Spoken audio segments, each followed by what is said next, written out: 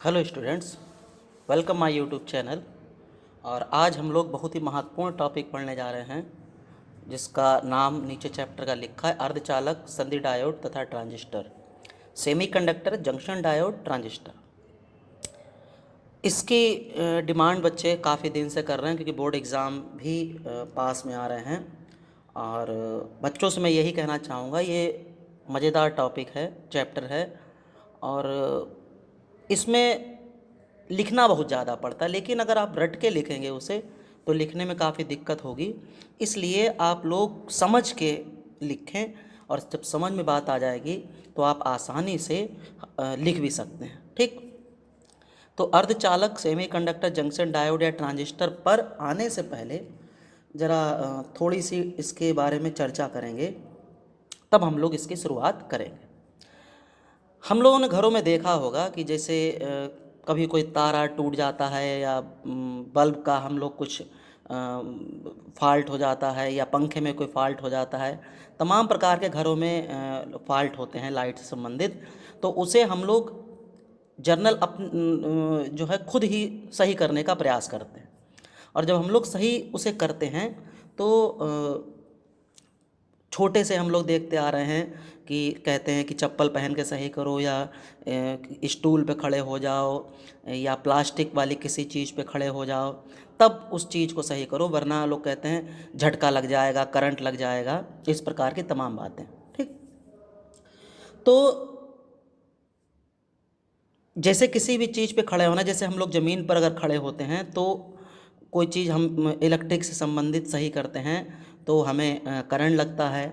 या हम स्टूल पर भी खड़े हैं, स्टूल मतलब लोहे का या लकड़ी का, तो अगर हम लकड़ी के स्टूल पर खड़े हैं तो भी हमें करंट लगने का डर रहता है। या नंगे पैर हैं तो भी हमें करंट लगने का डर रहता है। तो लोग कहते हैं चप्पल पहन के या किसी भी चीज़ पर लकड़ी से, तो लकड़ी की चीज़ों पर जब हम खड़े होते हैं या प्लास्टिक की चीज़ों पर खड़े होते हैं तो हमें जो शॉक होता है या झटका जो है वो नहीं लगता है। यही तो हम लोगों ने देखा भी है घरों में अपने, और सुना भी है।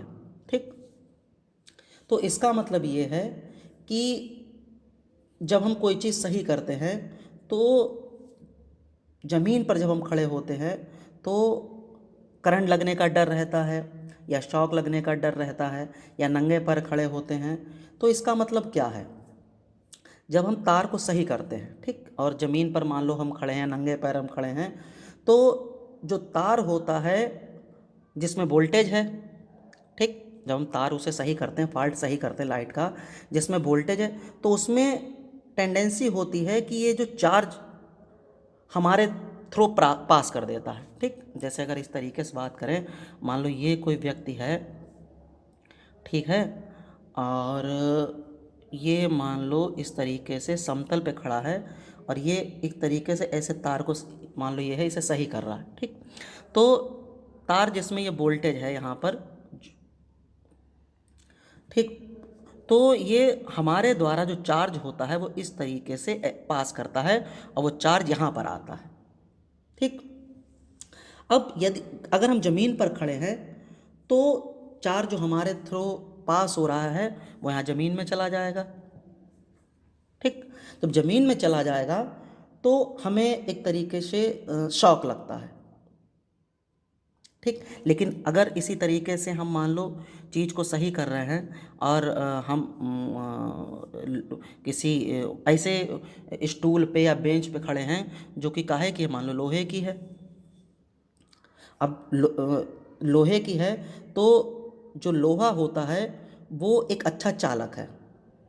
ठीक, जो लोहा होता है वो एक अच्छा चालक है। तो जब हम तार को सही करते हैं, जो वोल्टेज है हमारे द्वारा वो चार्ज को पास करता है, वो चार्ज जो है एक तरीके से ज़मीन में जाएगा। ज़मीन जाने का मतलब वो उस स्टूल में जाएगा।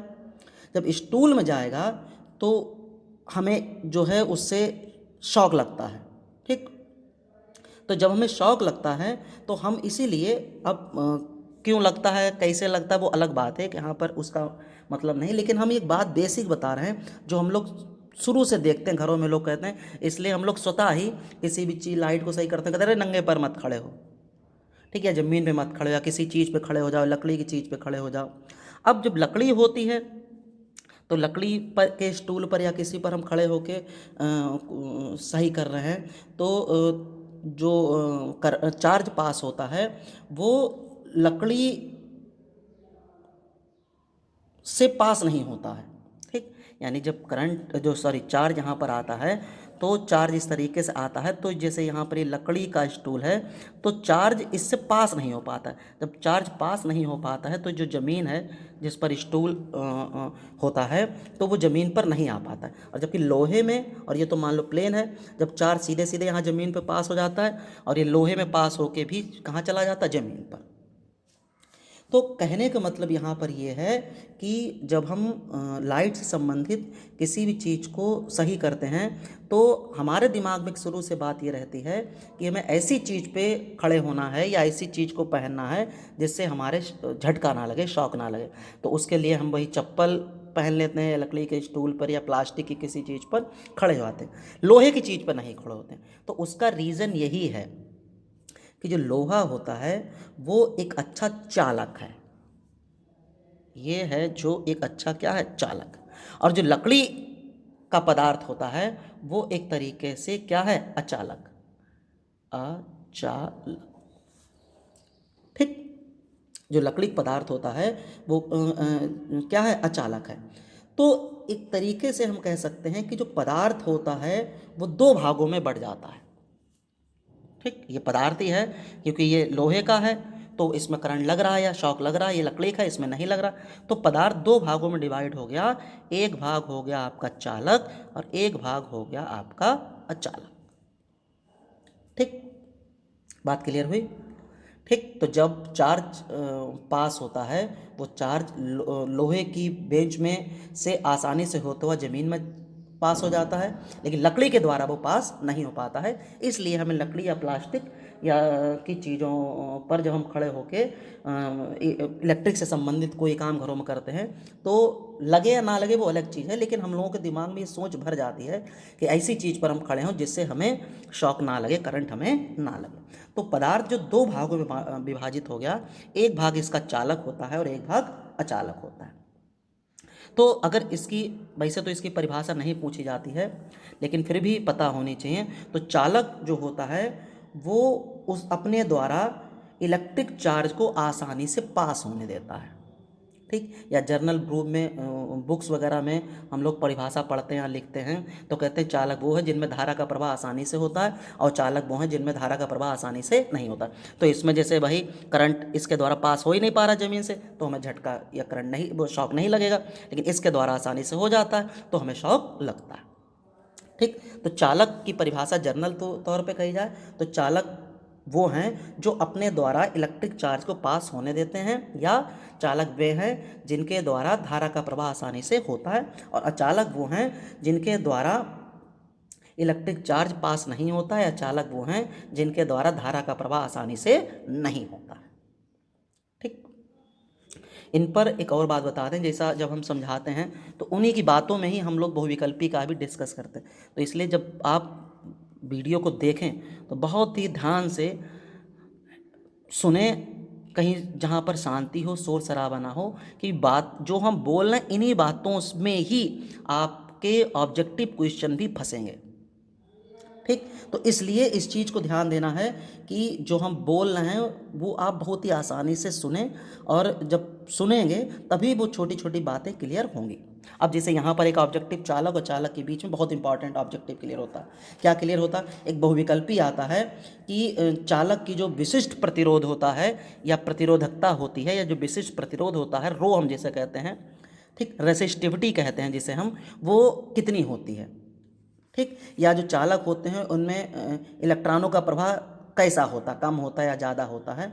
तो चालक जो होते हैं उनका जो विशिष्ट प्रतिरोध होता बहुत ही कम होता है। बहुत बहुत इंपॉर्टेंट बात,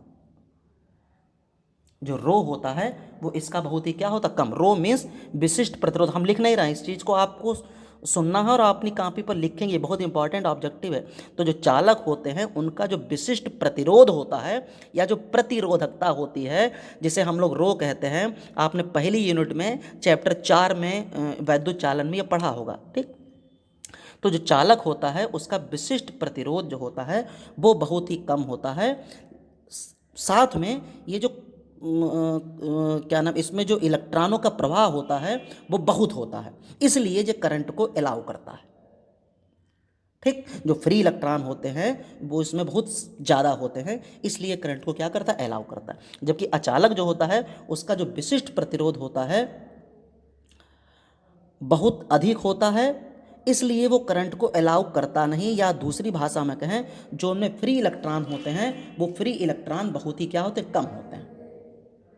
बात क्लियर हो रही है मेरी, नहीं? तो इसलिए इस चीज़ को ध्यान देना है, ये दोनों पॉइंट चालक और अचालक से संबंधित आप लोगों को याद रखना है। चालक वो है, मैं फिर से रिपीट कर रहा हूँ, जिसका विशिष्ट प्रतिरोध बहुत कम होता है, ये इसलिए वो करंट को अलाउ करता है, या हम कह सकते हैं कि उसमें जो फ्री इलेक्ट्रॉन होते हैं वो बहुत ही क्या होते हैं, ज़्यादा होते हैं, ठीक। अचालक वो होता है जिसका विशिष्ट प्रतिरोध या प्रतिरोधकता या रो बहुत ही अधिक होता है, इसलिए वो करंट को अलाउ नहीं करता, या दूसरी भाषा में कहें उसमें जो फ्री इलेक्ट्रॉन होते हैं वो बहुत ही क्या होते हैं, कम होते हैं, ठीक। कम होते हैं, या कह सकते हो ना के बराबर होते, नहीं सॉरी, ना के बराबर तो नहीं, क्योंकि ना के बराबर दूसरा पॉइंट हो जाएगा। तो अचालक जो होते हैं उनमें फ्री इलेक्ट्रॉन जो होते हैं वो बहुत ही क्या होते हैं, कम होते हैं। बात क्लियर नहीं? तो इसका जो रो होता है ये बहुत ज़्यादा होता है।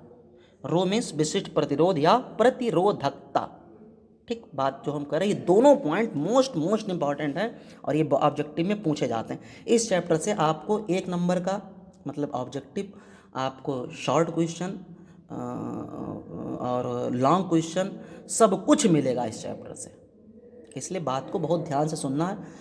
जैसी डिमांड कर रहे थे तो ये इतना आसान नहीं है आसान, लेकिन समझने का इसका सारा खेल है। तो अगर समझ के लिखेंगे तो आपको एग्ज़ाम में लिखने में आसानी रहे, और रट के लिखेंगे जैसा हम लगातार वीडियो में बताते चल रहे हैं, रट के लिखने से आप 6 लाइनें याद करेंगे तो निश्चित ही आपको 4 लाइनें रह जाएंगी, क्योंकि इस टॉप चैप्टर में लिखना ज़्यादा है, और लिखेंगे आप तभी जब उस चीज़ को समझ पाएंगे,